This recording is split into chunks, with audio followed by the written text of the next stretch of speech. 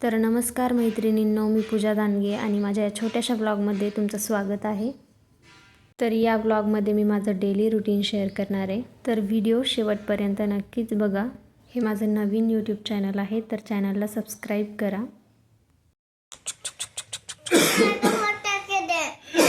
तर सकाळी माझे मिस्टर 8लाच घरातून निघतात ऑफिससाठी, त्यामुळे मला लवकर स्वयंपाक करावा लागतो। ही पोरगी आत्ता झोपेतून उठली, लगेच डान्स करायला लागली। झोपेचा डान्स येतो काय कोणाला?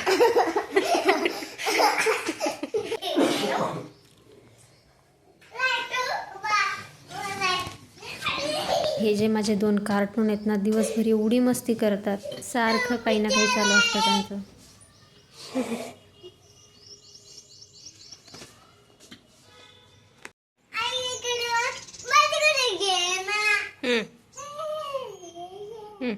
बोल दादू।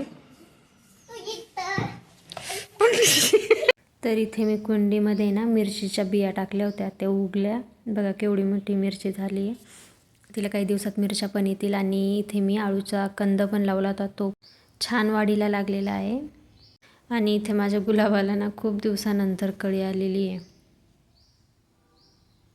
माझा जो मुलगा आहे ना, तो किती जरी फुलं आली ना झाडाला तरी ठेवत नाही, तो तोडून घेतो।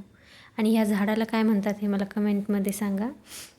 याला पण छान असं फुल आलेलं आहे। आणि दुसऱ्या झाडाला ना त्याला पण कळी आलेली आहे। एकाचा रंग पिवळा आणि एकाचा असा लालसर रंग आहे। आता नवरा ऑफिसला गेल्याच्या नंतर घरामध्ये एवढी कामे पडलेली असतात ना, तर चला मी तुम्हाला दाखवते किती पसारा पांगलेला असतो माझा। त्याला आवरायला पण फार वेळ जातो। आता इथं स्वयंपाकाची भांडी वगैरे पडलेली आहे। पोरांना दूध बनवून दिलं आणि इथं ना स्नेहलचा शाळेचा टाईम झालेला होता, तर ती गेली शाळेमध्ये। आता इथून पुढे ना माझं काम चालू होईल। नवरा ऑफिसला गेला आणि मुलगी शाळेत गेली की मग आपली कामे चालू होतात। तोपर्यंत ते घरी मला कामच सुचत नाही। आता हे बघा, इथं मला ही लोणी लावतंय फोनसाठी, पण मी याला फोन देणार नाही। मी समोर काम आवरते आणि हा मागे परत पांगून ठेवतो। असं असतं लेकरांचं। आणि नवरे म्हणतात दिवसभर काय करता तुम्ही घरी। आता इथं पोराला आंघोळ घालून घेते। आता इथं त्याला आंघोळ घालायची, परत भांडी घासायची, घर पुसायचं, कपडे धुवायचे, नंतर परत दिवसभर काही ना काही चालूच असतं घरामध्ये। हातातलं काम तर काही सरतच नाही, दिवस कसा निघून जातो हे कळतच नाही। आणि थोडंफार माझं कसं आहे ना, मी शिलाई काम पण करते, त्याच्यामुळे माझा कसा वेळ जातो मलाच कळत नाही। आता इथे एकदा ना भांडे वगैरे सगळे घासून घेऊ। आता पटकन कामावरून घ्यायचं, नंतर परत रुद्राचा झोपायचा टायमिंग होऊन जातो। घरामध्ये एवढे कामं निघतात ना, काही ना काही दिवसभर चालूच असतं, ते कामं दिसतच नाही घरातले। आता मस्त इथं किचन ओटा वगैरे सगळं स्वच्छ घासून पुसून सगळं नीटनेटकं करायचं, तेव्हा कुठं मनाला थोडंसं समाधान होतं मनाचं। आणि मला सवय आहे, मी रोज किचन ओटा गॅस सगळं घासून धुवून काढत असते। म्हणजे गॅस मी घासून पुसून घेते, पण किचन ओटा घासून आणि स्वच्छ असा धुवून काढला का जरा मस्त असं चमकतो, म्हणजे आपल्याला पण दिवसभर फ्रेश वाटतं। आता इथं तुम्ही बघू शकता की माझं सगळं किचन ओटा घासून वगैरे भांडे घासून सगळं स्वच्छ करून घेतलं।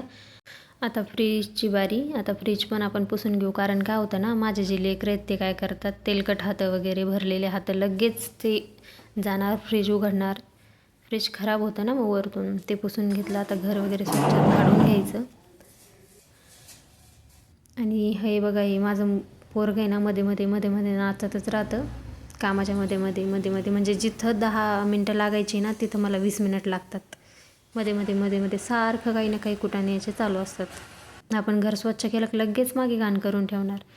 आता बघू शकता इथे माझं सगळं काम आवरलेलं आहे। आता फक्त राहिलेत कपडे। आता कपडे धुवायला मशीन आहे, पण पाण्याची कमतरता आहे, कारण उन्हाळ्यात पाणी कमी पडतं। हाताने कपडे धुवायचे आणि मशीनमध्ये सुकवायचे। आता जेवण करू आपण, या जेवायला।